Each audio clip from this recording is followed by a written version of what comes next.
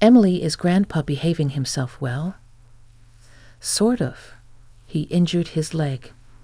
Old people can be such a nuisance. I wish they'd think about those of us who have to take care of them. Patricia, that's not a nice way to say it. It's fine. He's already declining quite a bit.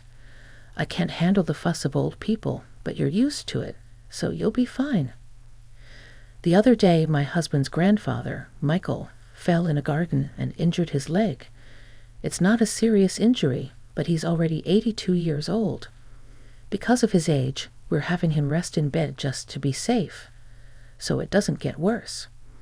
My mother-in-law won't even go near him, let alone take care of him. I'm Emily, 30 years old. I married 3 years ago and live with my husband Daniel's family. My husband was my boss at the company where I worked, a company founded by his grandfather. When I joined 8 years ago, my father-in-law was already the president, and my grandfather-in-law was the chairman. But back then, the grandfather was still handling all the important tasks and responsibilities of the company. 2 years ago, when Grandpa turned 80, he remained chairman, but handed over most of the public duties to my father-in-law. Michael, you've worked hard all this time. Now leave the company matters to Christopher and take it easy, my mother-in-law said with a smile, but her words sounded sarcastic to me. Grandfather-in-law is a bit stubborn, but a fair and kind person with a good reputation. In contrast, my father-in-law seemed somewhat immature, never expressing his opinions clearly and utterly unreliable compared to Grandpa. He always does whatever my mother-in-law says. My grandmother-in-law has already passed away, and I never met her. My husband and I started dating when we worked together on the same product planning team, 3 years after I joined the company. My husband energetically leading the team seemed reliable to me, though a bit self-righteous. Maybe I felt that way because I lost my father early and grew up with just my mother. My mother passed away from illness 2 years ago, and now I have no family other than my in-laws. Shortly after I got married, my mother fell ill and needed care, so I quit my job to take care of her. The fact that my husband's family didn't object was probably due to a single comment from Grandpa. It's only natural to take care of the mother who raised you alone. Don't worry, and take good care of her. Thanks to that, I was able to be by my mother's side every day for a year without financial worries until she passed away. My mother-in-law seemed a bit dissatisfied, but I was truly grateful. However, since Grandpa handed over the company to my father-in-law, everyone's attitudes towards him have gradually changed. They no longer listen to his opinions as much, and I can't shake the feeling that they're treating him carelessly. At first, I thought it was just my imagination, but watching my mother-in-law and husband's behavior, I can't help but feel that way. My father-in-law's attitude is non-committal, but it feels like he's ignoring Grandpa, as if he's no longer needed since he's practically retired. Watching my in-laws' behavior makes me somewhat angry. Hey, don't you think your attitude, Patricia and yours too, is a bit cold towards Grandpa? So what's the big deal? Grandpa tries to talk to you, and you barely respond. You don't even try to help him. Like I have time to deal with old people. You can take care of Grandpa. You're the one with the free time. You don't have to talk like that. Quiet. I'm tired from work. Don't nag me about unnecessary things. This is how it goes no matter what. They won't listen to me. My grandfather-in-law doesn't say anything to his family about this. Now, I'm the only one who talks to my grandfather-in-law at home. Grandpa, the weather is nice today. Shall we go for a little walk outside? Your leg seems to be healing well, and I think it will be good rehabilitation. Thank you. Let's go out for a bit then.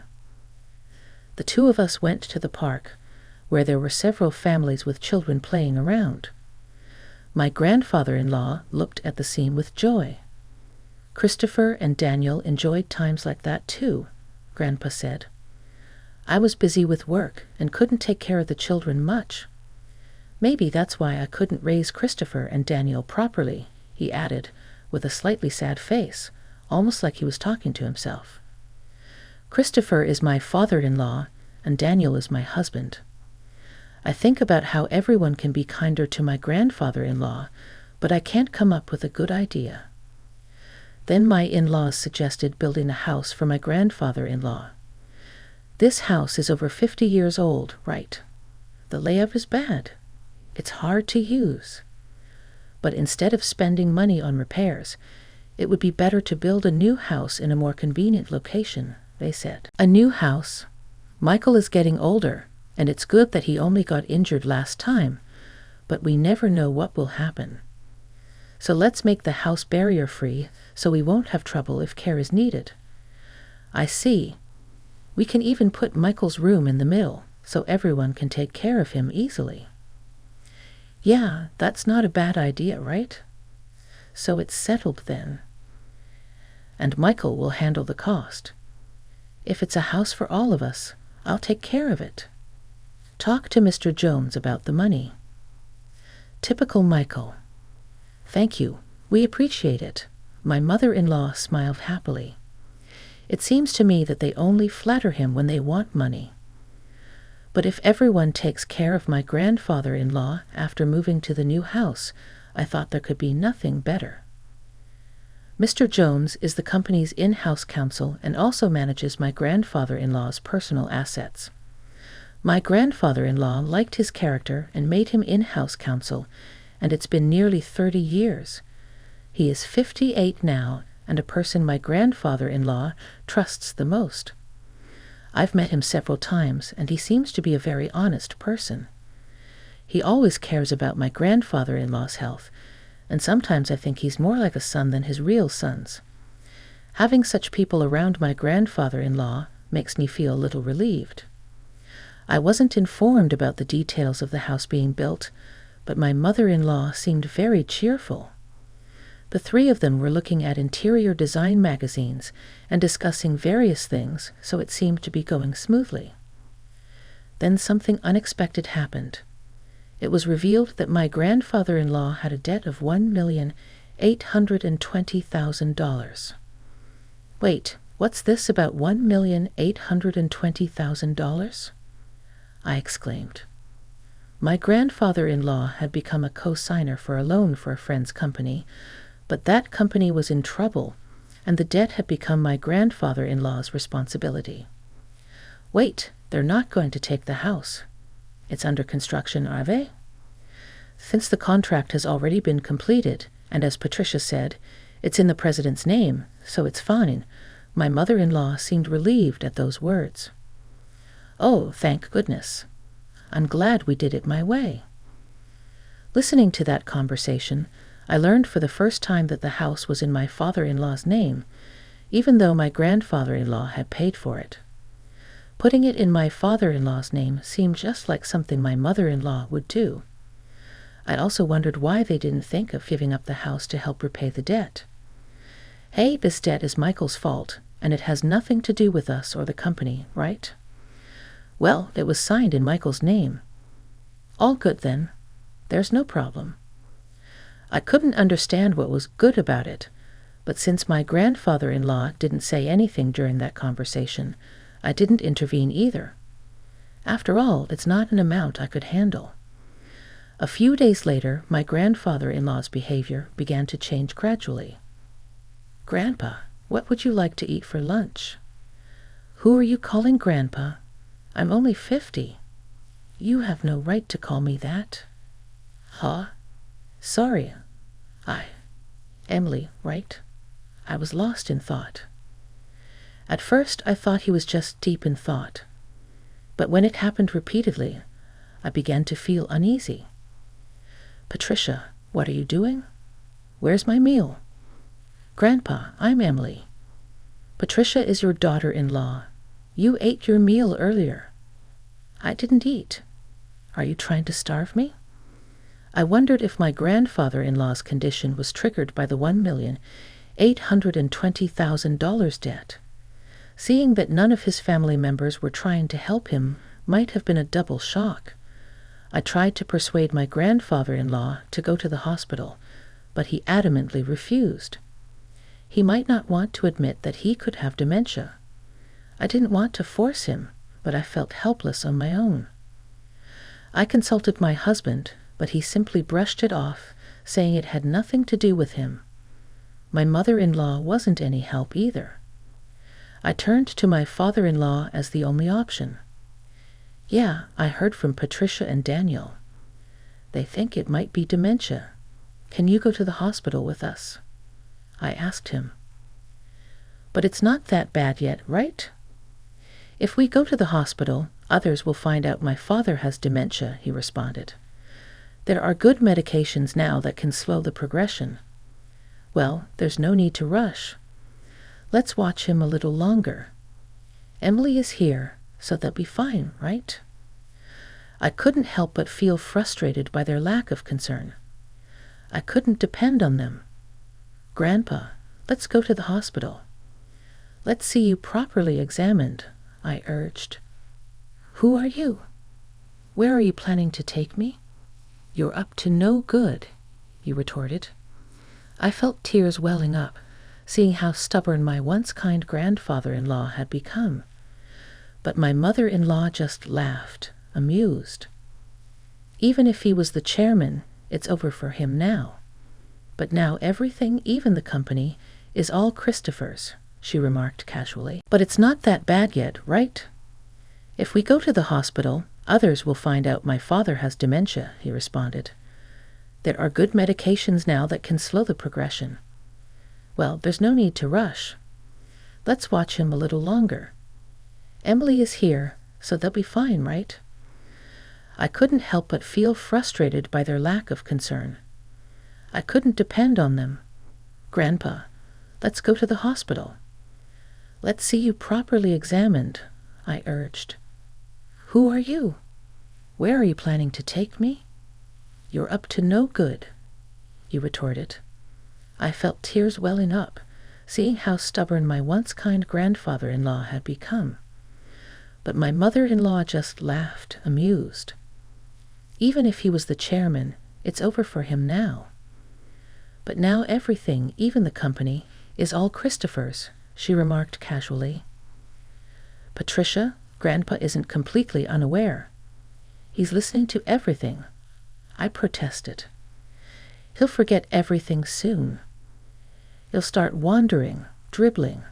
Just thinking about it gives me chills. He's nothing but a nuisance now. How can you say that? Grandpa has worked hard for the family all his life, I said, feeling both angry and sad. But my grandfather-in-law just smiled. See, this old man doesn't understand anything, my mother-in-law added, laughing. I was furious at my mother-in-law's callousness, but soon the new house would be ready. Perhaps things might change once we move there. Since it's a house that Grandpa built, the family might show some gratitude and be kind to him. I couldn't completely abandon that faint hope. 2 months later, the house was finally built. For days, I had been compelled to pack my in-laws' and husband's belongings, while my father-in-law's and my own items remained mostly untouched. Even when I attempted to organize my things, my in-laws and husband kept assigning me tasks, preventing any progress. However, I reasoned it would be okay to relocate the smaller items later since this house wasn't disappearing. On moving day, after transferring most of the belongings, I went to call my father-in-law, but my husband intercepted me. Ah, you and Grandpa can stay here, he announced. What? You can stay in his house. We don't need any extra baggage in the new house. In other words, you and Grandpa will live here from now on, and I'll give you Grandpa's debt too. Well, you can at least be a housekeeper, he said. Hey, let's go. Yeah, I'm coming. Good luck with all the debt repayment and live-in care. My in-laws cheerfully departed, leaving me stunned. For a while, I couldn't comprehend what had just occurred. Were we abandoned? Not just me, but also my grandfather-in-law, only they would reside in the new house. It took me some time to grasp because it was beyond my imagination that someone could be so cruel. How should I explain this to my grandfather-in-law? Slowly, I made my way back to the rear room. I didn't mind caring for him at all.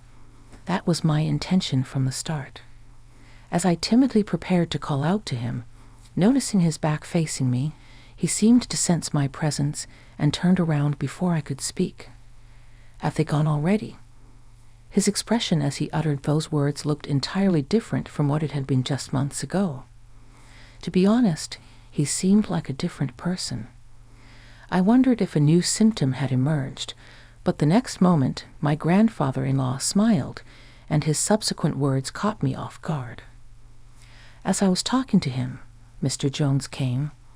"Chairman, have you finished getting rid of the unnecessary staff?" "Yes, it's all done."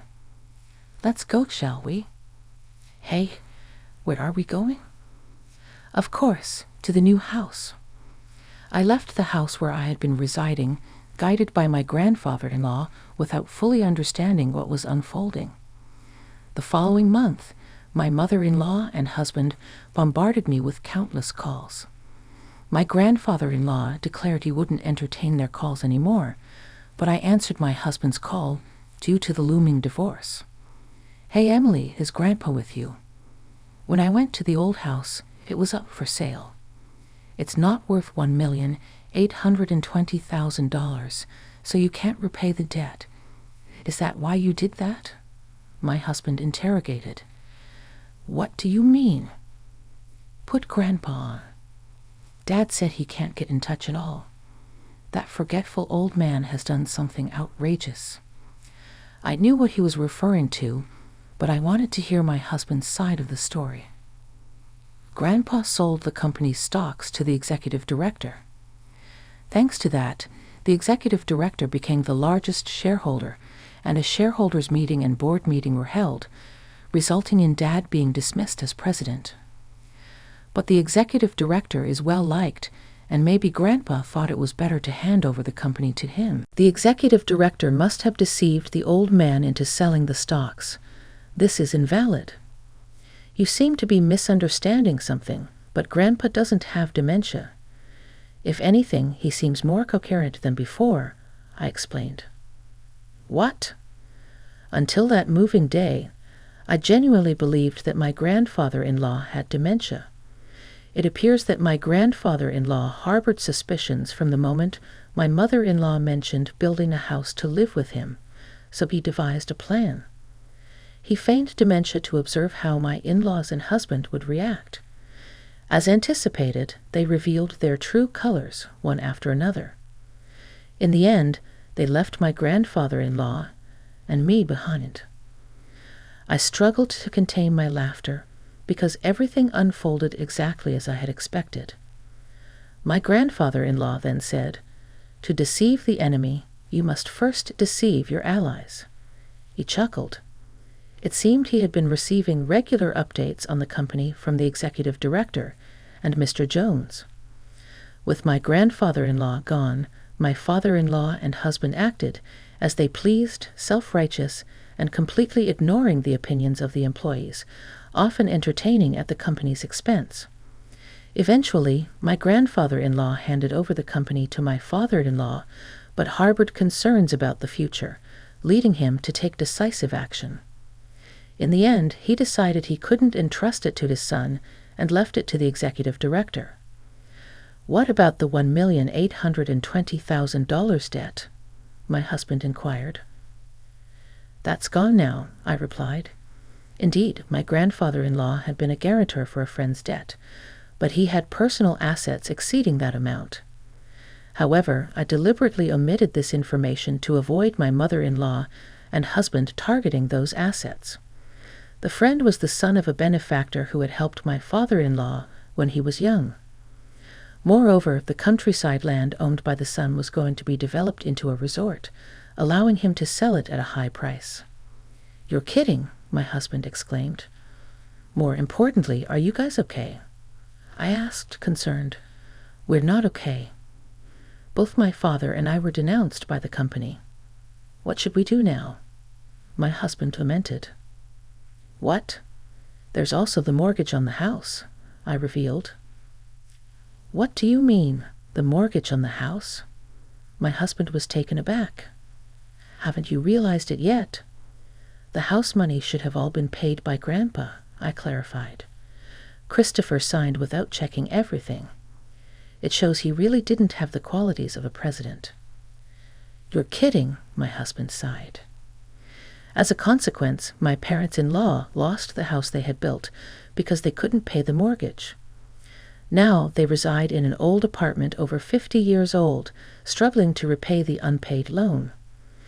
Despite their attempts to contact me, suggesting we all live together, it was impossible now. My grandfather-in-law retired from his chairman position and bought an old house in the countryside. Emily, you can go and live wherever you like freely. You don't have to worry about living expenses, my grandfather-in-law assured me. But I chose to be with him. If I'm not in the way, please let me be with you, I expressed, tears welling up in my eyes. My grandfather-in-law's eyes welled up too. Thanks to Mr. Jones, the divorce was finalized, and procedures were taken to exclude my former father-in-law and former husband from inheritance. I became my grandfather-in-law's adopted daughter. If anything happens to him, I intend to take care of him until the end. Now the two of us enjoy working in the fields together. Dad, look at this radish. It's big, I exclaimed as warm moments flowed in the pouring sunlight. I wish for these days to continue, even just one day longer.